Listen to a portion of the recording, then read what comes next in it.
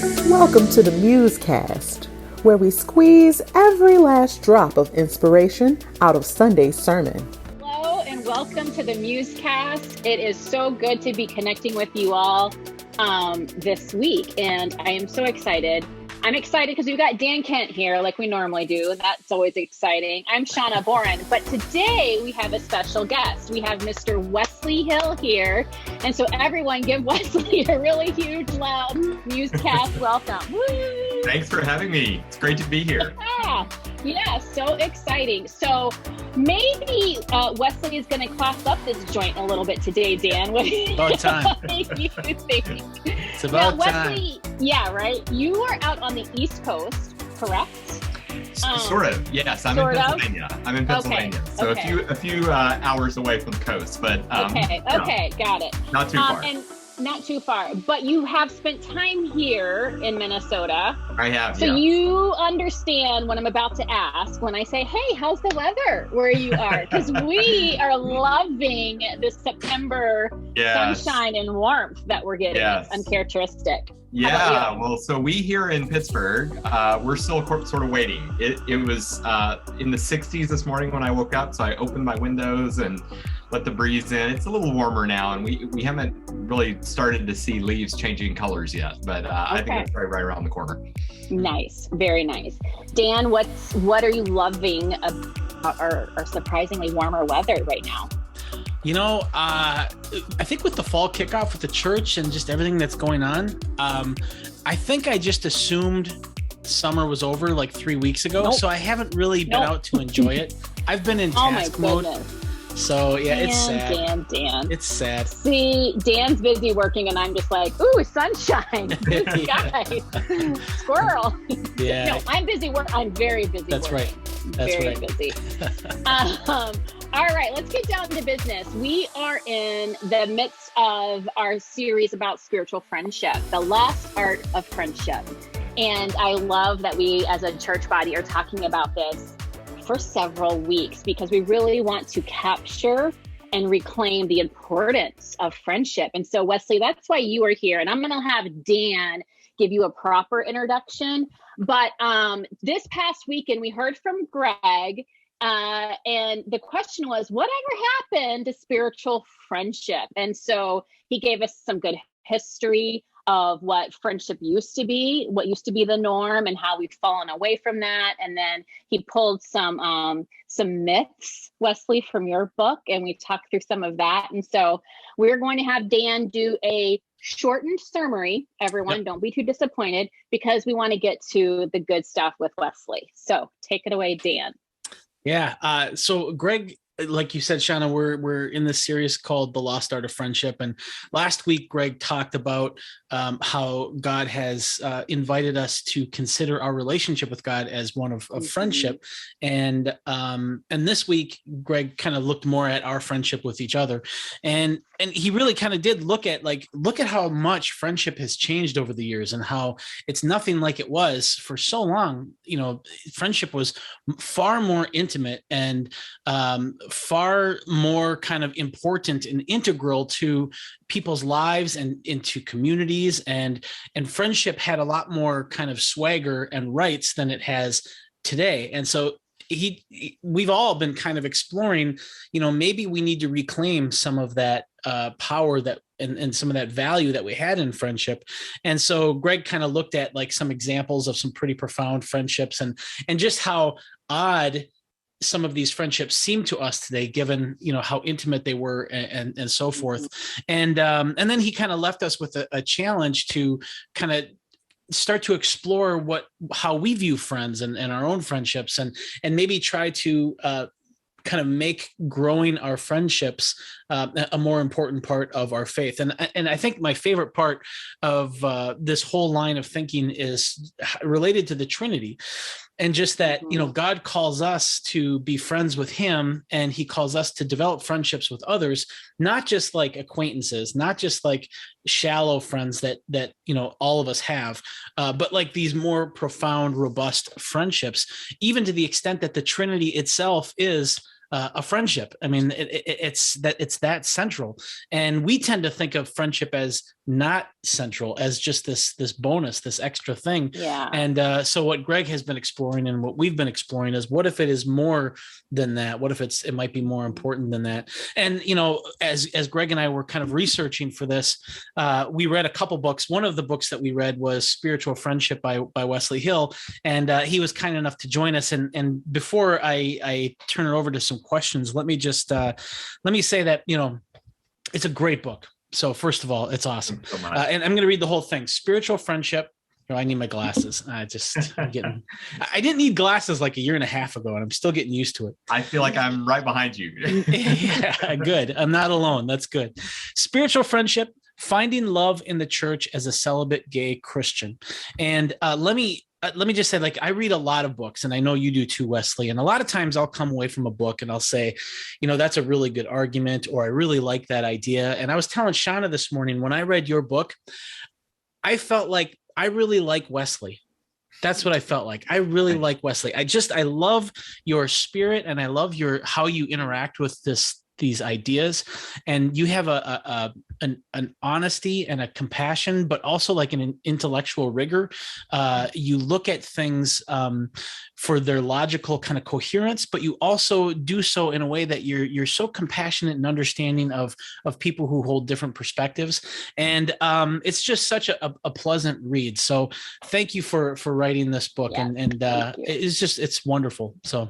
Well, that's high praise, and I'm really humbled by that. And yeah, thank you so much. Yeah, I try to do all those things, so that's really encouraging. Yeah, it was really delightful, and just really raw and honest. And I felt like I was coming along the journey with you, Wesley. So your voice was very clear and just really endearing. Dan is going to pummel you with questions because he just wants. I don't know about that. You know, well, I don't know about that. So I'm going to get in just my two little things I wanted to ask you about before that happens. So like I said, in Greg's sermon, he pulled, well, it ended up being just one of the myths that you referred to in your book, but because there's only so much time and Greg has so many words. But one of the myths that I read in your book that I was just like, oh my gosh, yes. Not the only one, but one of them was the one about that you said we're simply going to call it freedom, right? Yeah. So the myth that the less encumbered and entangled I am, I'm going to read it because I don't want to get it wrong, or the less accountable and anchored I am to a particular relationship, the better able I am to find my truest self and secure real happiness.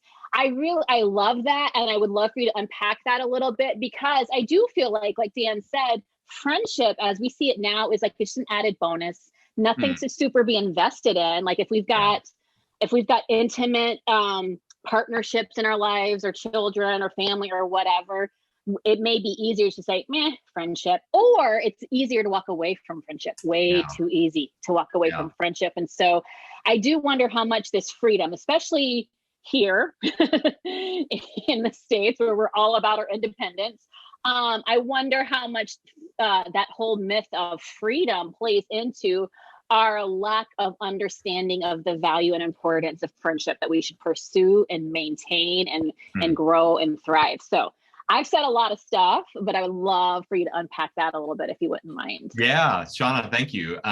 Well, I should maybe say, I'm thinking about this particular myth, the myth that I call the myth of freedom, a lot these days. I turned 40 this summer, and so I'm thinking more than I ever have just about the limitations of life. There's a philosopher that I really like, Robert Nozick, and he says part of the fun of being a young person is that you really do feel that all the options are open to you. Yes. You can do anything you want, and maybe you can even do it all. You know, there's this sense of kind of unencumbered liberty. And Nozick says, as you get older, you watch more and more of the doors in the hallway close, just because you won't be able to do everything that you thought you were able to do at age 20. And that can be a little scary. And you know, I'm very much feeling that when you say yes to certain things, you end up saying no to other things, and you limit yourself. And I think, like you say, Shawna, that's maybe hard for those of us in America who kind of prize the idea of like personal autonomy. You know, I can be whoever I want to be and do whatever I want to do at any point. And you know, we're brought up against our human limits, aren't we? In many ways. Yeah. And I think what I'm trying to get at when I talk about the myth of freedom is that what if that whole idea of being able to do anything and everything, you know, be my own person, what if that is in fact in some ways untrue? What if it's a myth? And what if the truth is that the more committed we are to a relationship or to a church or even to a place, you know, someone like Wendell Berry talks about kind of being rooted in a place. That there's actually, in some ways, more freedom in that. It doesn't maybe feel like it at first, but if you commit yourself to a particular person in friendship or in marriage or a particular community, you know, if you move into a house and kind of stay there for the long haul and you get to know your neighbors, there are unique joys in that kind of commitment that you will not experience if you're so invested in keeping all your options open all the time. So that's right. So that's kind of what I'm trying to explore there. What if friendship is actually one of these places where we can dig down deep and make commitments? And maybe even for some friendships, not all, but maybe for some, we actually have a kind of promise that we make. That, you know, I'm with you for the long haul. So yeah, that's kind of the idea behind that. I love it so much. And that leads to my second thing. And it's just a simple statement that I read in the book that my heart just went, oh, like my heart just sung. And I think it encapsulates the whole series. And it was, I need the face of God in a watchful and loving human face. And I just thought that is so beautiful. And that's friendship. That's the most intimate level of friendship that we could strive for, is that when we look at another's face, we see the face of God staring back at us, and that we could do the same for them. And so thank you for those beautiful words. Thank you. Yeah. I mean, I think a lot of us, we have this, maybe we're not even fully conscious of it, but we sort of think, if I want to be really close to God, I need to be less close to other people. You know, I need to kind of pursue God as this invisible spiritual being and reality. And what if, in fact, you know, God has willed that we find God, we meet God in the midst of human relationships. You know, we meet God through the faces of human beings. So thank you for bringing that up. Absolutely. Well, That's I know good. Dan's got some stuff for you, so I'm gonna toss the ball. Is that tossing a ball? No, what was that? I'm just gonna toss the ball your way, Dan. There you go. Well, yeah, there's a lot of things I could talk about. First of all, Nozick, I love Nozick's writings. And when I was studying like libertarian free will and determinism and all that, that guy was like a breath of fresh air, because so many of those philosophers, as smart as they are lousy writers. And I just remember Nozick, wow, he could write and he could think. And definitely. Yeah, we're on the same page there. Well, you know, you talked about this myth of freedom, and I think that's right, especially in America, where we're the land of the free, and we tend to idolize personal liberty and freedom. And and I even remember growing up, like all of my favorite shows were, you know, or in movies were, you know, Batman, not the Avengers. I liked Batman on his own out in the harsh world, and like you know, all the Clint Eastwood movies. I grew up on that stuff, and that's not just liberty, like I can do whatever I want. That's like, stay away from me. I'm better than you. I'm unique. I'm whatever. There's like this it's not just freedom. It's disconnectedness, and it feels like freedom, but I think you're right. I think it kills our spirit in some way. But let me ask you this: what are, you know, some of the vision? And what I love about your writing is that I think that there's so much hope in these ideas, but you're not like drunk on your own grandiosity. I mean, you recognize that this isn't, you know, friendship isn't salvation. It's just one of the gifts that God gives us, and it's not going to, you know, sanctify us, but it serves us, and it you know, it helps us in profoundly deep ways. Given all of that, what are some of the other kind of obstacles that you see in American culture in particular that kind of sabotages or threatens this vision of friendship that both you and I think Woodland Hills is trying to get at? Yeah.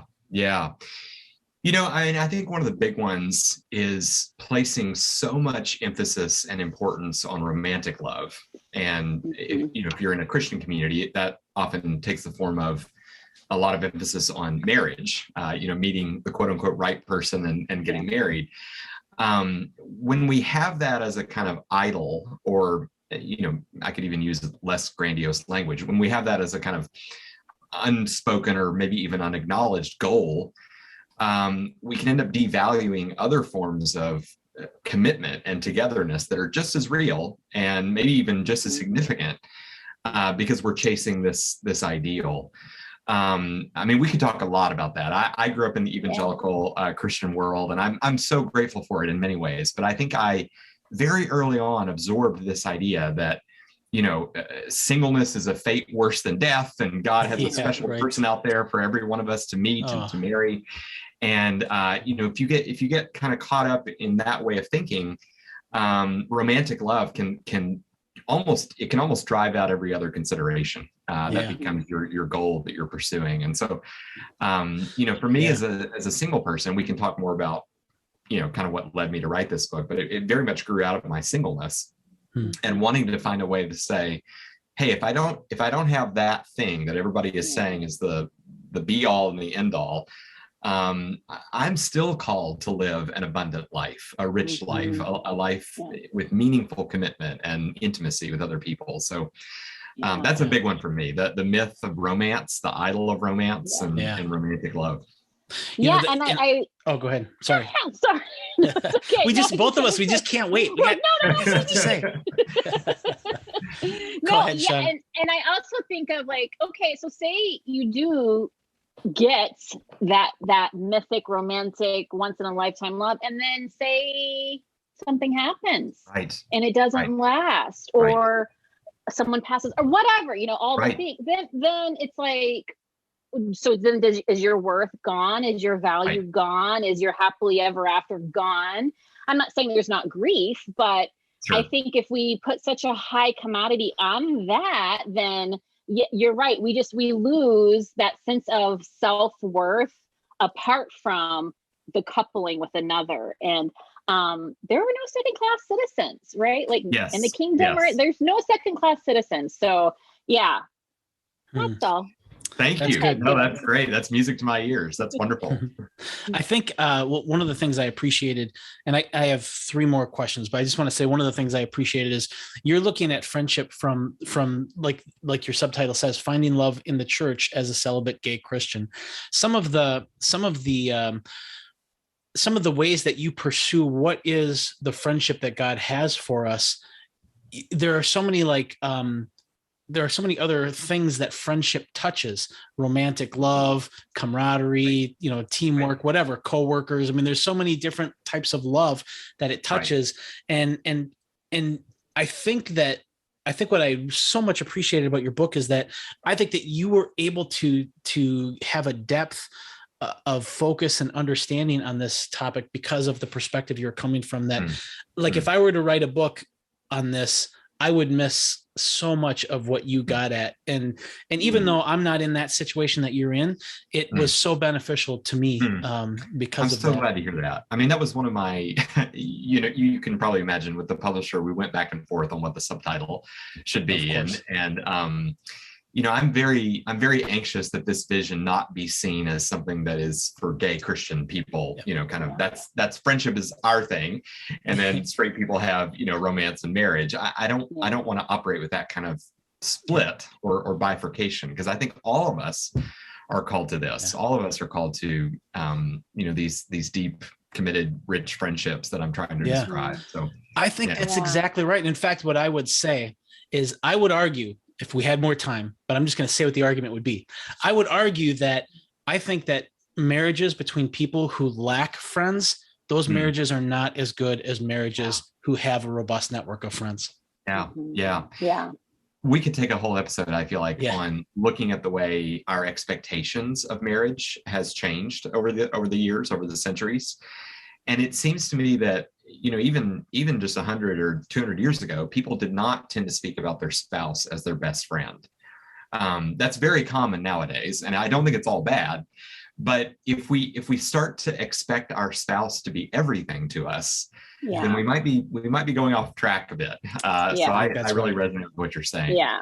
That's sets a bar that is so incredibly high that's really not fair to the partner that you're linking yourself with. Right. And I think it's important to realize at whatever stage of life you're in, younger, middle-aged, older, married, single, divorced, widowed, whatever, you need people in your life that are going to help you to grow spiritually, or that are going to be able to share things with you, that you can talk through things. Like, you need that intimacy in your life, regardless of age or stage or status. You know, you need that, because like we said, we were made in the image of a triune God that is highly relational. And so we were meant to reflect that with others. So I love it. I love that we're talking about this. I love that you're on here. I love that we're backing up with scripture, but also just some common sense stuff. So I think it's all amazing. That's good.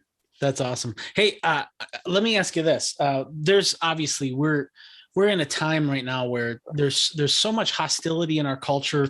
There's so many silos. There's so many, you know, agendas, and there's just a lot of bitterness and us versus them. And do you see the kind of the bitter kind of, like, I don't know, it's just kind of like everybody's like chomping at each other's neck, it seems like, you know? And I just feel like it's in some ways it's more hostile, and maybe because technology has amplified it, I don't know. But do you see any relationship between sort of the dumbing down, the watering down, the diminishment of friendship as being a contributor to some of the societal issues that we see right now? Boy, that's an excellent question. I probably haven't thought about it in those terms, but as soon as you say it, you know, yes, I think I do see a connection there.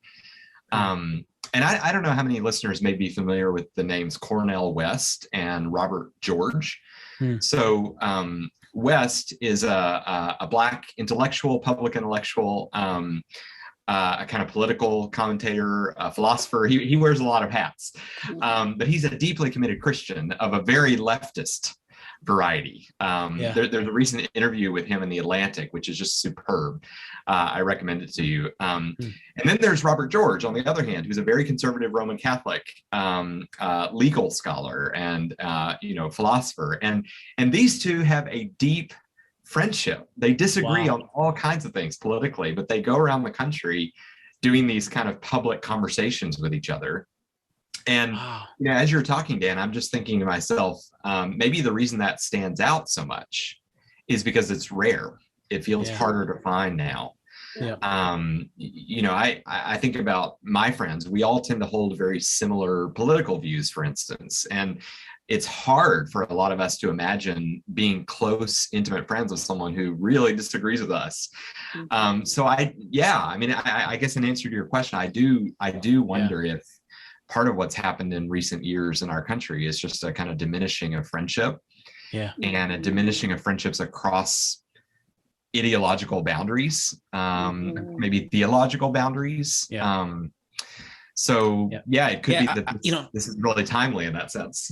Yeah, totally. And I just wonder, like, because I have really close friends, and some of the things my friends think are just, I think it's absolutely crazy that they believe this, and it's, shame on me for not being able to convert them, but that's just, there's only so much one man can do, Right. But like, I would never, like, even though I just profoundly disagree with them on these points, I would never like suspect that they have like wicked and evil intent. I've never go to that step. I just think that they're wrong, and or maybe I'm wrong. One of those Yeah. two, but I would never assume. But like when you go out into culture, and it's not just that we disagree; it's that they are of the devil, they are evil, they are whatever. And I think that's the level I think that we're seeing now, because we don't have that protective barrier of bonds. And so yeah, man, this book is timely, even though it's a few years old. Right. But given that, is there anything in here that you would like add, or that you wish you would have said, or anything like that? Yeah. Well, so if you read the book, you know that it sort of ends with a scene of my personal life, sharing a home with a married couple. And I wrote the book, I think it came out in 2015, so it has been a few years now, but we have lived together ever since then.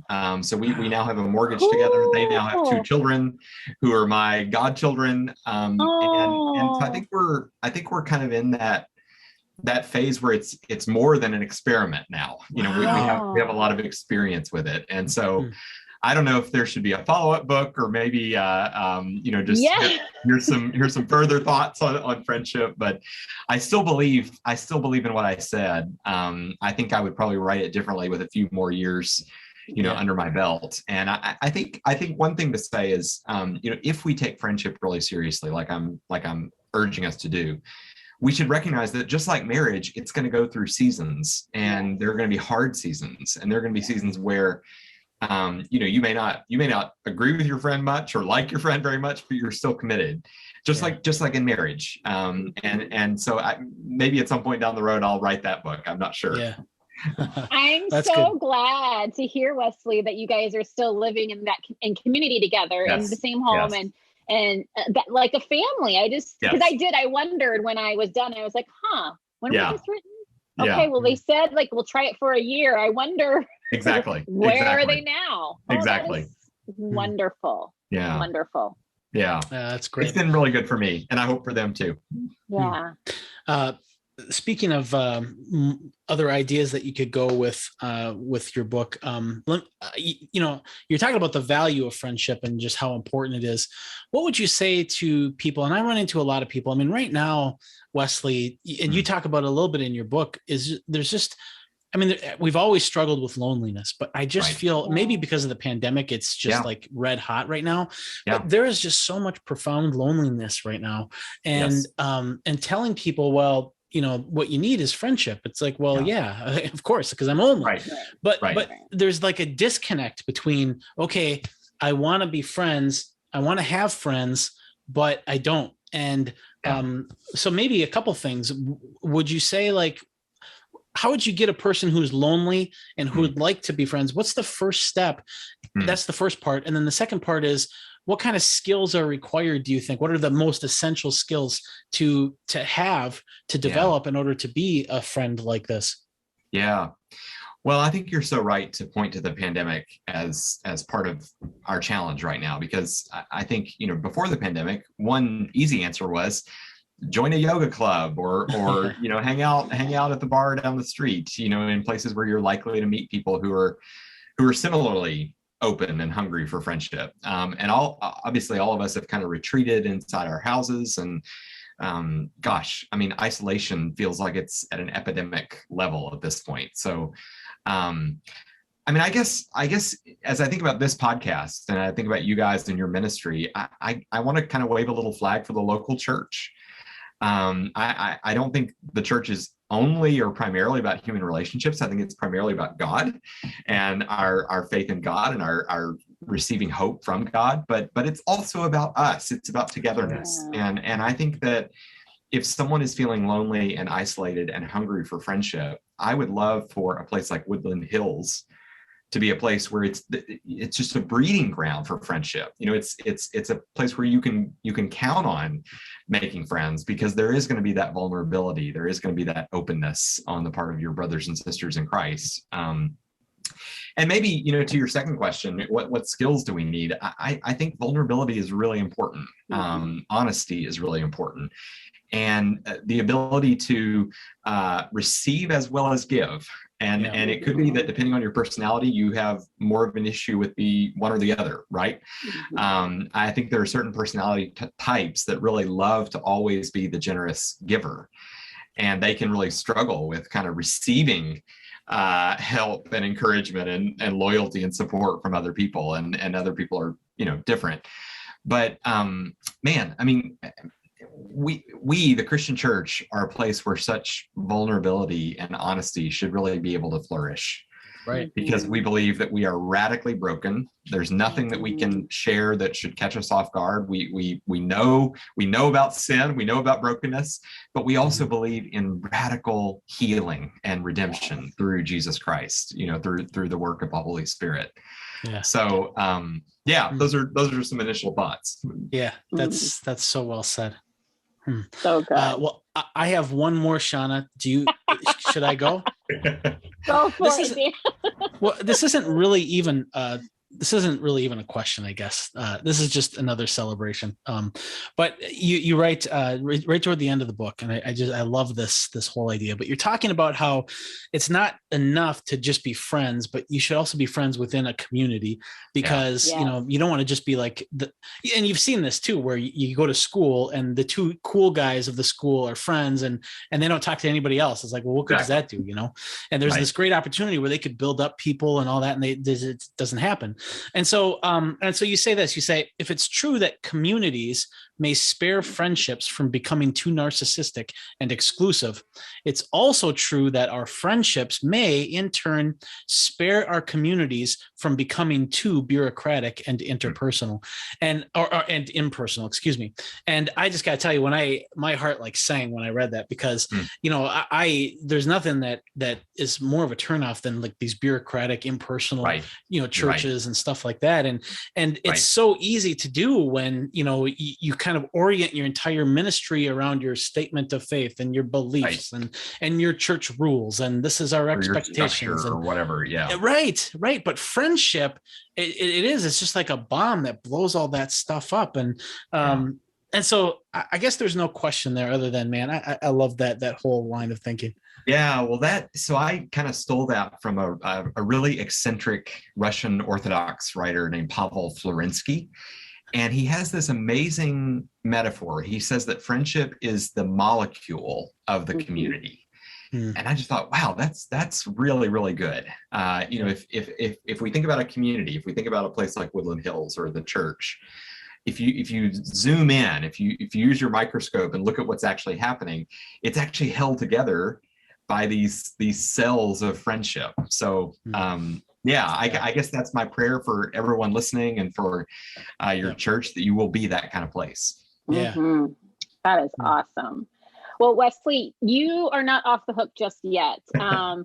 One of the things, one of my prayers for our community throughout this series is that we would acknowledge, and you even talk about this in your book as well, just acknowledge the need for friendship, right? Yeah. And to value it, and then invest in it and pursue it. And if you hit a bump in the road, keep pursuing it. And so I think it's not something that we can just sit back and expect to come to us, come to me. And I think technology maybe helps us to think that it is that way. We could just sit behind our screen and, look at all my friends, followers, blah, blah, blah. But come on, no, we need to pursue, and we need to be intentional with pursuing friendship. And so that's my prayer for our community.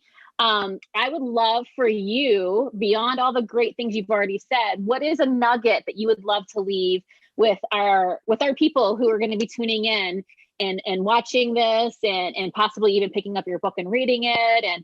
And we have a couple more weeks left in the series. So what is just a little golden nugget you would like to leave for us? Well, so one thing comes immediately to mind, and I hope this won't sound judgmental or discouraging to anyone, but sometimes when we think about someone who is eager to find a spouse, sometimes one of the things we say to such a person is, don't be afraid of kind of putting yourself out there. Don't be afraid of going on dates or, maybe signing up for a dating website or something like this. And I think we have to say the same thing about friendship. Don't be afraid of kind of stepping out and taking a risk. And that's how it's often been in my life. I've kind of had a chance conversation with someone at church, and there's just something there that makes me think, hey, I think we could be friends. And what I've sometimes done in my life is taken the risk of sending them an email or a text and say, hey, can we grab coffee and chat some more? So I guess I would encourage everyone listening, don't be afraid of that. Or if you are afraid of it, don't let the fear keep you from taking a step toward friendship. And I don't know what that might look like for you. Maybe it looks like signing up for a Zoom book club, or staying later than you would normally stay after a service because you want to meet people and talk with people. And maybe you can pray about that and say, just Lord, what is the one little thing that maybe you're asking me to do to put myself out there in the way of friendship? So again, I don't mean that to sound judgmental. I don't want to add another burden to people's plates. But no. Put yourselves out there. You're amazing. So put yourself out there. Exactly. All right, Dan, I don't know if you could do much better than Wesley just did, but I am going to give you the opportunity, Dan. Well, I am. You should know this. I didn't think you were going to do it because Wesley was going to do it. How come I have to do it when Wesley did it? I know. Put yourself out there, Dan. Just there you go. There you go. Yeah. This is what I will say is that, and I kind of picked this up from your book as well, and you kind of talk a little bit about this, but you can have, and I've had friends who, man, I thought we were going to be friends forever, and they end up not being. They end up being more one way, where in my mind, they're my true friend, but they don't really view me the same way. And that can be really discouraging, and it can hurt. But one thing that helps me is to realize that even Jesus had Judas. I mean, it really, no one is immune from that. And so just because you have one failed friendship, that does not invalidate the authenticity of any of the other ones. And it does not mean that there's no hope for future friendships. Yes. That's what I would leave on. That's really good. All right. Good job. Okay, Dan, put on the high five cam because we need to give high five cam is on. A little group high five. High five. It's great to be with you all. Thanks for having me. Yeah, thank you for being a part of this, Wesley. Thank you, MuseCast community, for tuning in. Do not forget that we are still talking through this stuff. So join us on Sunday for the next installment in this series, and then circle back with us next Tuesday as we continue the conversation. It's been great. Thank you, Wesley. Thank you, Dan. Thank you, community. Have a great one, guys. It's the book.